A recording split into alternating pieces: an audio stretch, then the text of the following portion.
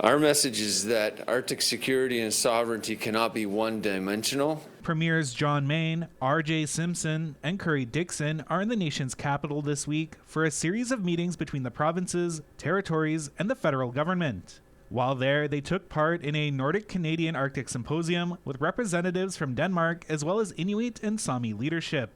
Arctic security talks are more prevalent now due to U.S. President Donald Trump's stated plans to annex Greenland by force if necessary. R.J. Simpson is Premier of the Northwest Territories.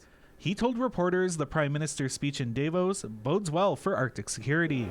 What the Prime Minister laid out, that plan will necessarily benefit the North. He talked about the need to ensure that we aren't reliant on other powers, that we can defend ourselves to the extent that we can, and that means strengthening security in the Arctic, and that's hard security, and that's going to mean investments on the ground in infrastructure, in community infrastructure, as well as military infrastructure and boots on the ground. So I'm based on that, as well as the conversations I've been having with the federal government, I fully expect that we're going to see significant investments in the North.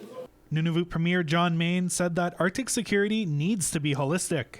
We can't have state-of-the-art military technology flying in the face of communities that are impoverished and in need of basic infrastructure for drinking water, for housing, energy security. These are the types of things that need to be considered in terms of Arctic security and sovereignty, and we are encouraged so far with the conversations that we've had. Yukon Premier Curry Dixon says that he wants to see the Prime Minister's words translated into action.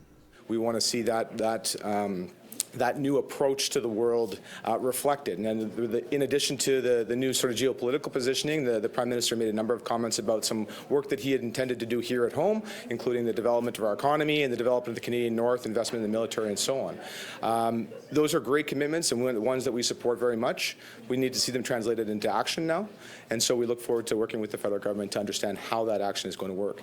The three territorial leaders will remain in Ottawa throughout the week, meeting with provincial premiers as well as federal leadership. Justin Hardy, APTN National News, Iqaluit.